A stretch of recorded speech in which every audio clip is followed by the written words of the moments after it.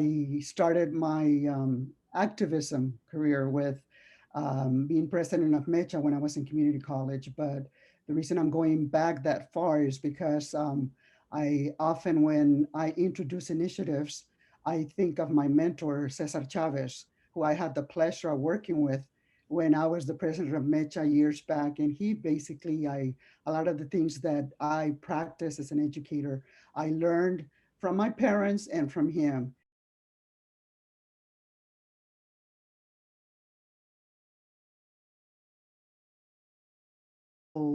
I started seeing some of the decisions that were being made were not in the best interest of children, were not in the best interest of the community. So after many tries of people trying to get me to run, I decided that if we were going to bring about change, I was kind of tired of waiting for positive change to occur. And I thought, well, if we want to bring about change, I have to be willing to roll up my sleeves and get in there and bring about the change that is necessary.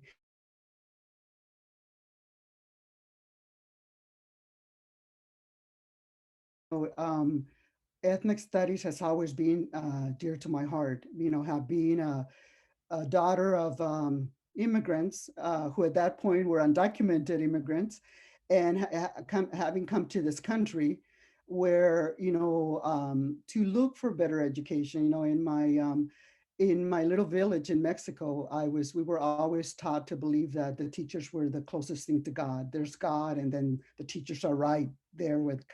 Well, unfortunately, my experience, I was a very good student. I only attended first grade in Mexico.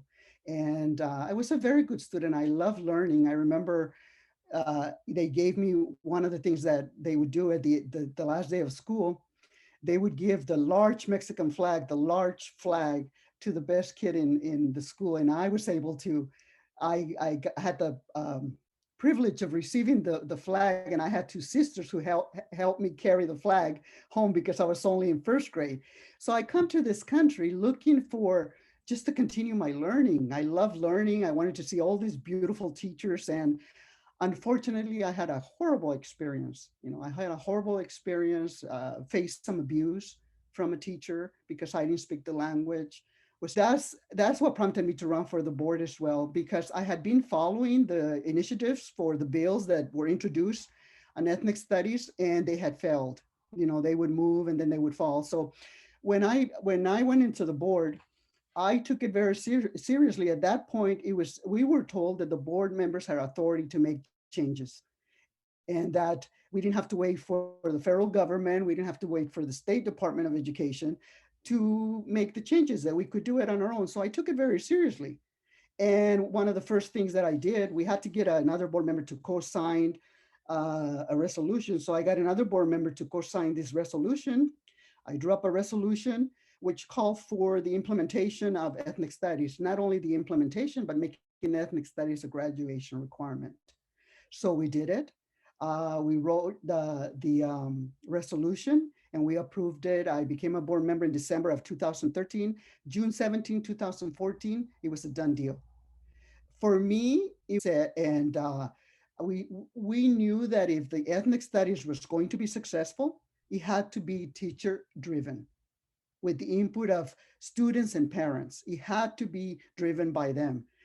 So what we did is there was an open call where we went to the teachers and said, how many of you would like to volunteer and get paid to write a class that you always dreamed about writing, but never had the opportunity to do? Use your creativity, whatever class you want to write related to ethnic studies. Well, you know, the social studies department got concerned because they thought it was going to fall under social studies. They were saying, oh, we can't handle anymore. Everyone was concerned because they thought that the board was going to force them to teach ethnic studies, but that was not the purpose. We wanted the teachers to love it as much as we did, and to write their own curriculum. So we presented it to the teachers. We had about over 20 proposals that were written. They had to write a proposal. The teachers form a committee. The committee would would approve their proposal, and then those proposals that were approved would be given money to write their curriculum.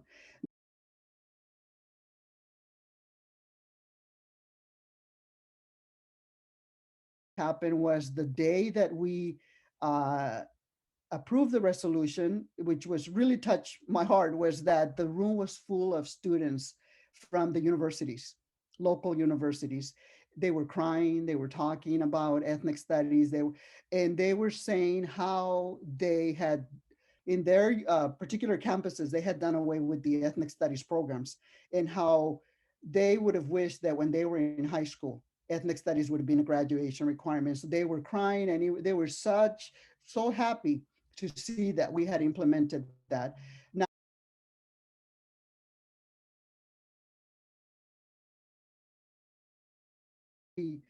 I was a punching bag many times. I mean, they would come to me to the meetings, especially because I was the president for 5 years and didn't wait to implement changes that needed to be implemented. So people would come and attack me pretty heavily.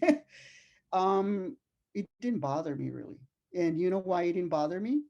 Because as they were attacking me, I always remember the promise that I made to myself as a child when I was very young, that I would do everything possible so that children would have the education they needed. But I always remained focused on students. I always thought of, is this the one question that I always asked myself, is this the best for students?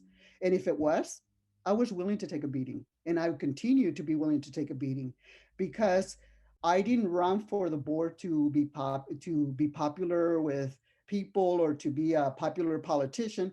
I ran to make changes that are going to transform education.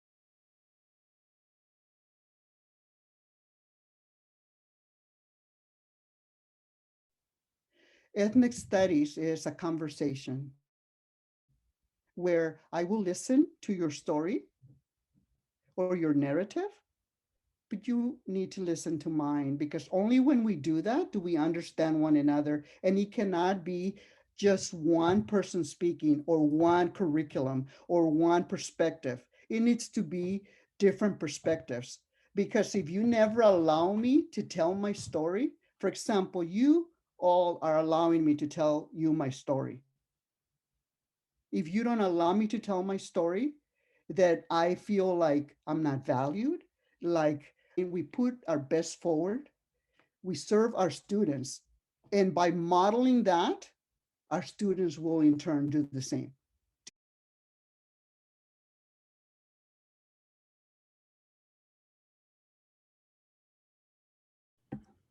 I think it's true. I think that none of us are going to do everything perfect.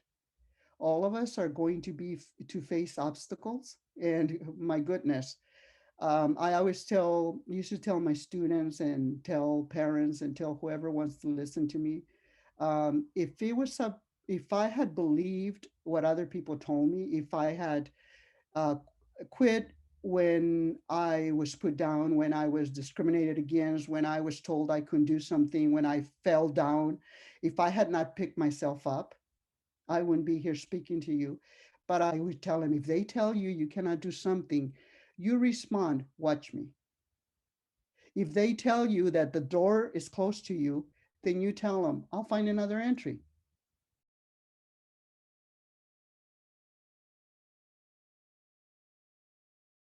Okay, so we have the multicultural literature, examining cultural diversity and gender through literature and film, which is amazing class.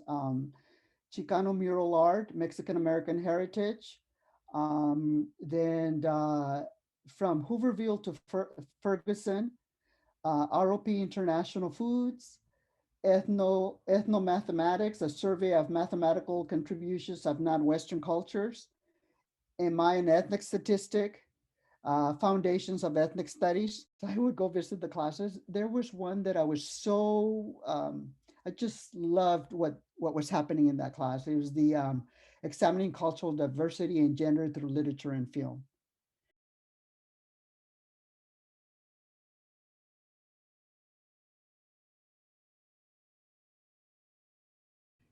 Well, I think that in the we try to in El Rancho, in Pico Rivera, we are 98% Latino.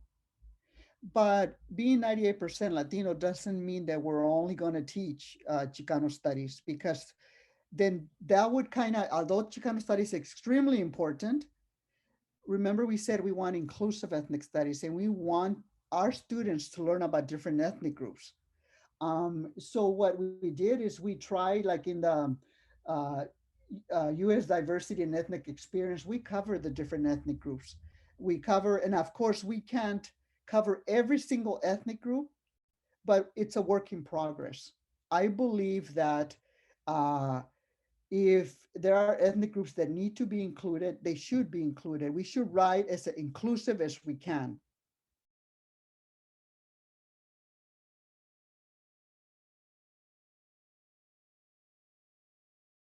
Um, so we decided that we were not going to wait for the state to dictate to us when to teach ethnic studies.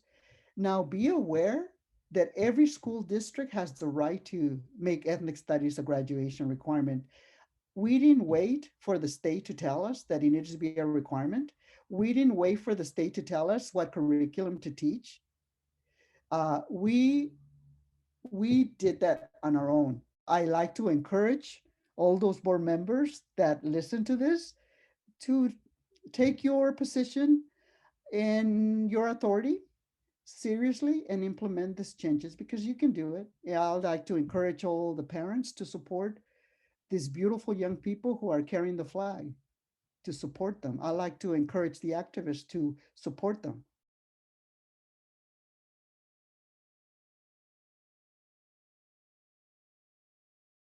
So now we're just gonna kind of move on to this section where it's like a people ask. So we basically posted a story on our Instagram and kind of contacted our team members and just asked them what we would like, what they would like to see answered. And so these are the questions that we have left over that we may have touched on but not really dug deep into. So our first question is, was there ever a point you felt that fighting for ethnic studies was too much slash not actually possible, and how did you push from that? No, I never felt it was not possible. I always felt it was possible.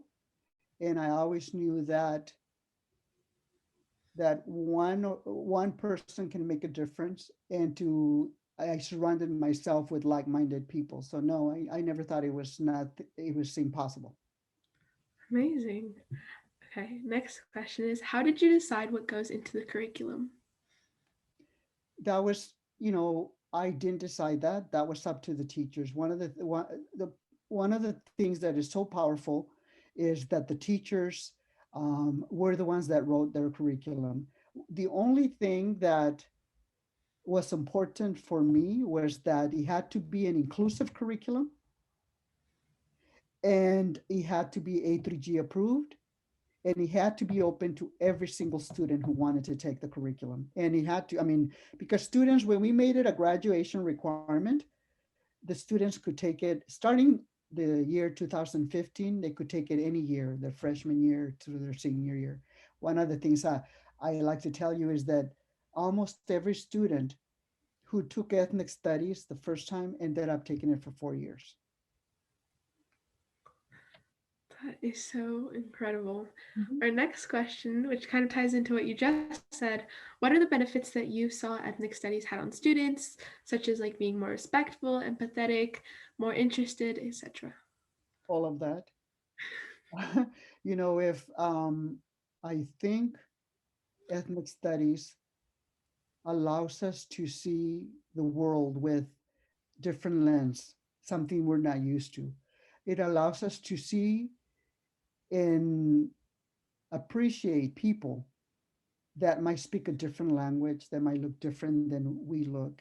Um, and I know a lot of people like to use the word tolerance. I don't like that word, because tolerance, at least the translation in Spanish, to tolerar, means like you'll put up with them, but you really don't care for it. For me, it's about accepting. And I think that what's going on, and I mean, our country our society is kind of crazy with all these divisions, all this fighting, all this stuff. And I think at the bottom of everything, or at the center of everything, is fear. I think people fear one another, and I don't I don't see a better vehicle, a better tool to do away with that fear than an inclusive, comprehensive ethnic studies program. I also want to compliment the youth because I think with the availability of technology, with the internet, with Instagram and all of that, I think that we can learn a lot from our youth, because our youth are much better at making those connections with different ethnic groups than people maybe who are not as connected in social media as you all are. Thank you. Our next question is, from your experience through dealing with different people and education processes for towns that are less diverse, do you still think that achieving something similar to what El Rancho did is possible? Of course, it is possible. I again, when you talk about an inclusive ethnic studies, I've been to, when I've attended conferences, I've spoke with uh, board members. Some of them come from uh, minority communities where there's a large percentage of minority. I've also talked to board members where it's a mostly white communities, and I tell them, I said, ethnic studies is not about only teaching about the marginalized groups, minority groups. Ethnic studies is about teaching how to be a better human being, how to respect one another, and who would not want their children to be prepared for a global society, global. And I know some people don't like the word global society, global economy, but the fact is that our young people are communicating with one another throughout the world, and who wouldn't want their child to be prepared, or their son or daughter to be prepared to be able to deal with people from different ethnic groups? Not only is it good for them, for the human side, it's good for the economic side, it's good for their professional development. We need to embrace ethnic studies in different groups, because we're in this together. And what a better way to live and prosper than to be able to acknowledge and appreciate one another. Our next question is, do you think it's still possible in towns that are less accepting of diversity? And what advice do you give these student activists that are in these areas?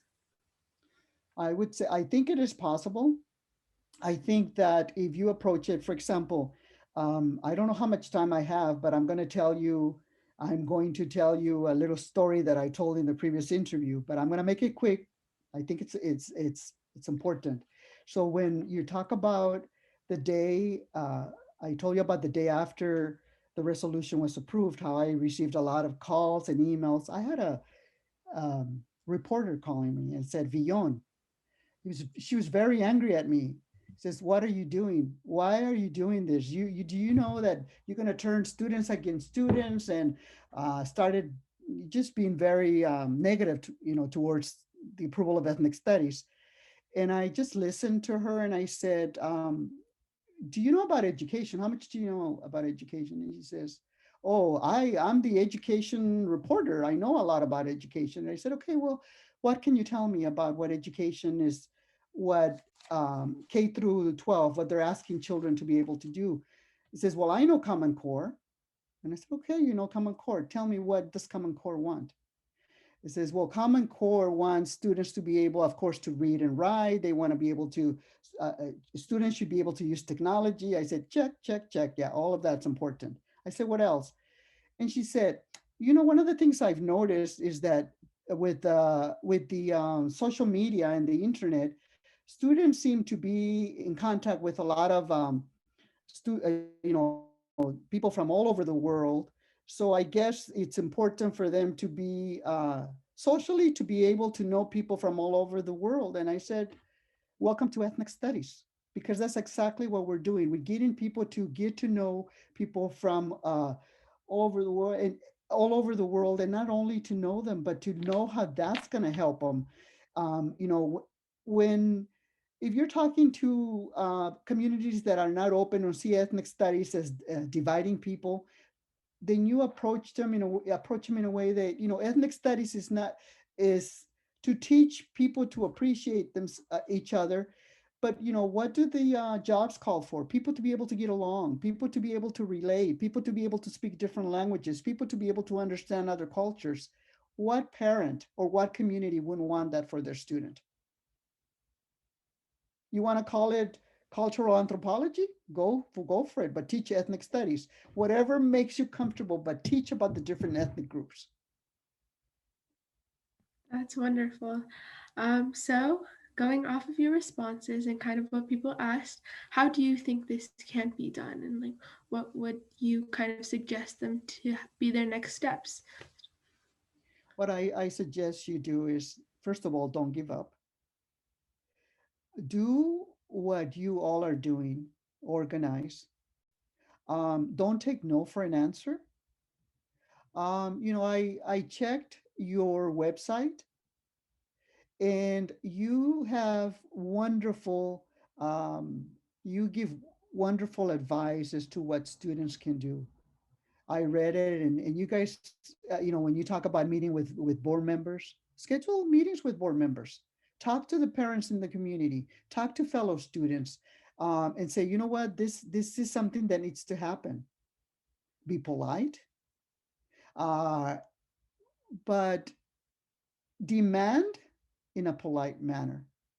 And you know, we can. There's times when it's okay to ask. There's times when it's okay to demand, because I think the asking has occurred for many years. And now we need to say this has to happen, and not take no for an answer, and go to board meetings, and go to the newspaper, and go to the activists in your communities, go to your parents, and encourage one another to organize. And what you're asking for is something that should have happened years ago. So I don't know if I'm answering your question, but just continue what you're doing, and continue bringing attention to the fact that this is 2021. We need to you know, it makes me sad that in the 4 years that, since, you know, how long has it been? More than 4 years, 2014, you know, that I'm still getting calls from people saying, wow, or, you know, they're not listening. They're not. I say, you know what? Continue to advocate, and remind people of the reasons they were elected, of the reasons they are holding office, or the reasons why they're teaching. Exercise your voice and your power that you have to bring about that change.